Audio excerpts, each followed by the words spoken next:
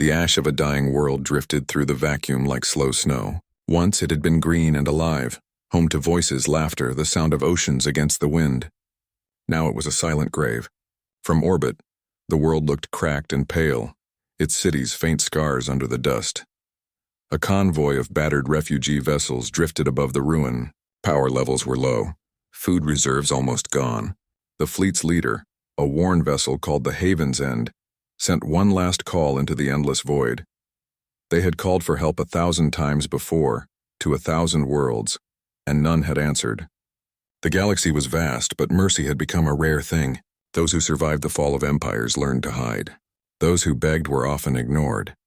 Yet still the call went out. One final plea. This is the last transmission of the Thalari refugee fleet. Our home is gone. We ask for shelter. We offer no threat. We have nothing left to give. The message drifted outward, fading among the stars. Silence answered, as it always did. Then hours later, a voice returned. It was calm, clear, and strangely direct. This is Earth Command. We have received your signal. The bridge crew of the Haven's End froze. The word Earth meant little to them. It was a name buried in the old navigational records, an insignificant blue world in a quiet spiral arm. They had never heard of it taking part in galactic affairs. Earth Command, the voice continued. You are not alone. We are dispatching aid. Maintain orbit. Help is coming. The signal cut, replaced by a faint rhythmic pulse, coordinates, frequencies, identification codes. No promises of wealth, no political negotiation, no delay. Only action. It was the first time in generations that anyone had answered. Hours later, space rippled. From the darkness came a wave of light as ships arrived, sleek vessels bearing a simple blue and white insignia. The humans had come. The Thalari expected a delegation, perhaps a transport of supplies. What arrived was a fleet. Not vast in number, but precise, efficient, purposeful. The first ship to dock was a medical frigate. Drones and medics poured out, their voices calm and firm. They moved with an urgency that spoke of discipline, not fear. The humans didn't ask for payment. They didn't lecture. They just began saving lives. Oxygen scrubbers were replaced. Water filters were repaired. Children were treated for radiation sickness. Humans in pale suits carried crates of food and medicine through the corridors, speaking in quiet tones. When one Thalari elder asked why they came, a medic simply said, "Because you asked for help." That was all. But not all of the humans who arrived carried medicine. The second wave brought engineers. They studied the broken reactors, the failing life support systems, the flickering lights. Where others saw wreckage, the humans saw blueprints. They tore into the malfunctioning systems with tools that hummed with faint energy. "What are you doing?" one technician asked, bewildered as a human dismantled half of the ship's power grid. "Fixing it," came the simple reply. Within hours, lights stabilized. Engines purred back to life. Even the old navigation core began to hum. The refugees stared in silence as the humans restored what they thought could never work again. Then came the third wave. Gunships. At first, the refugees panicked, fearing betrayal, but the humans made no move against them. The gunships formed a protective perimeter, deploying satellites that shimmered with invisible fields. "We detected hostile pursuit signatures," said an officer from Earth Command. "Pirates are tracking your signal. You're under our protection now." The Thalari were stunned. Protection was something they hadn't known in a long time. In the weeks that followed, the refugees learned more of the humans. They were strange, united yet diverse, direct yet compassionate. They didn't speak of conquest or superiority. When asked why they helped, they gave answers that sounded almost naive. Because we can. Because someone has to. Because we remember what it was like to be ignored. Their ships were not the largest in the galaxy, nor their technology the most advanced. But there was something unmistakable in how they moved, an unspoken unity, a shared determination. The Thalari learned that Earth had once been ignored by the greater civilizations of the stars. When humanity had finally reached the galactic stage, it had found arrogance, apathy, and decay. The great powers hoarded knowledge while lesser worlds suffered, so Earth had built its own path, quietly, relentlessly. And now, when others turned away, they came. Days turned into weeks. The Thalari fleet was repaired and resupplied. Children began to smile again. They learned the strange songs humans sang while working.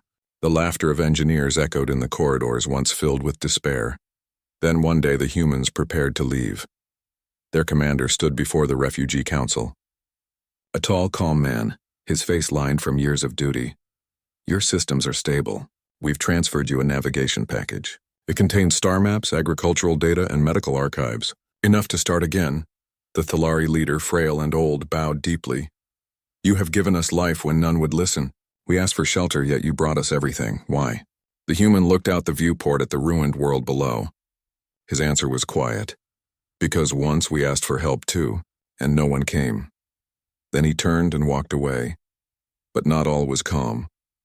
On the far edge of the system, the pirate fleet arrived. Dozens of raiders, armed and hungry, closing in fast. They had followed the distress call, expecting weak prey. They found Earth's gunships waiting. The first warning came as a ripple through the void. Energy signatures spiked. The pirates opened fire. Human ships didn't retreat. They moved forward.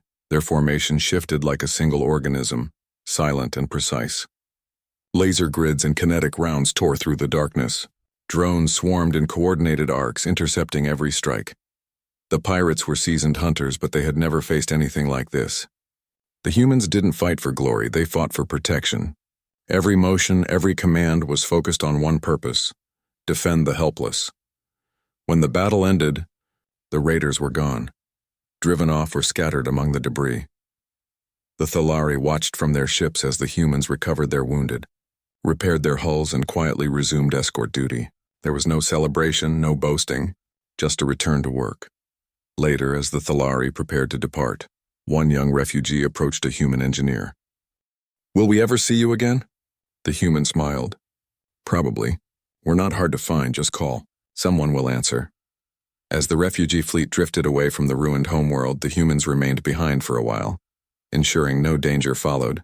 When their task was complete, the Earth fleet turned back toward the stars. To many civilizations, humanity remained an enigma. They didn't seek conquest or tribute.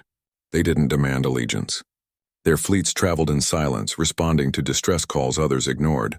They built instead of ruling. They healed instead of boasting. But when danger came, they fought like storms. Word of the event spread through the galactic channels. Refugees spoke of humans who arrived not with diplomats but with doctors and machines that breathed life into broken ships. They spoke of soldiers who defended strangers without asking who they were. The great powers scoffed at first. Human propaganda, they said. No species acts from pure compassion, yet the reports kept coming. A mining colony saved from collapse by an Earth engineering team, a plague cured on a frontier world by human medics, a convoy shielded from raiders by human warships. Over time, the galaxy began to whisper a new name for Earth.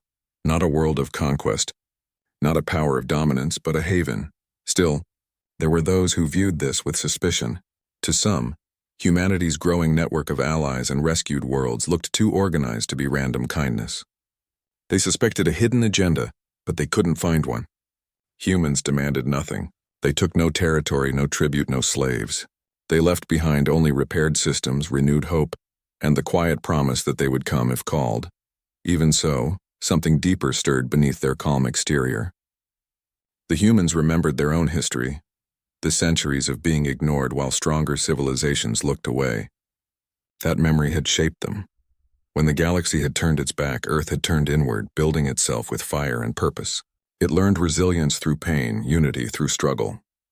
Now, that same resilience burned like a hidden star behind their compassion. Those who threatened the innocent learned that lesson the hard way. Decades passed.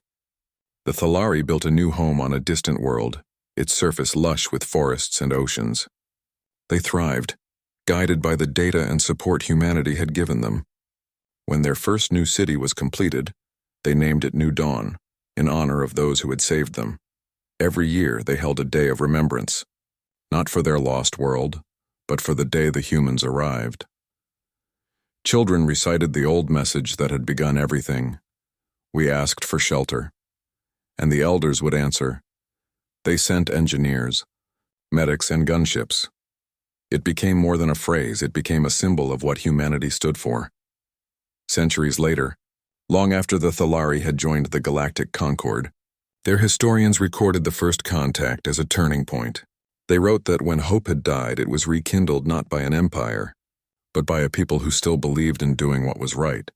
Even the high councils, once skeptical, began to acknowledge Earth's influence, not through dominance, but through example. One admiral from another race once described humanity's presence in a report. They arrive quietly. They repair, they heal, they defend. Then they vanish back into the dark. It is unsettling how easily they choose to help. When asked what drives them, he paused. Perhaps they know something we've forgotten. And still, in the farthest corners of space, new distress calls echoed. Each time, a human voice answered, "This is Earth Command. We have received your signal. Maintain orbit. Help is coming." Sometimes it was a handful of ships, sometimes entire fleets. But always they brought the same things: engineers, medics, and gunships. And somewhere in the depths of the void, survivors would watch the humans arrive and whisper the same words the Thalari had once spoken. We asked the humans for shelter. They would pause, overcome by disbelief as blue and white ships filled their skies. And they came. Because that was what humanity did. They came when others would not. They built when others destroyed. They remembered when others forgot. And in a galaxy where mercy had become rare, the humans reminded everyone that compassion could still wield strength, and that protection was a form of power greater than fear. Long after their names were lost to time, their actions endured. The stars would tell the story for them, that when the broken called for shelter, the humans answered, not with promises, but with deeds.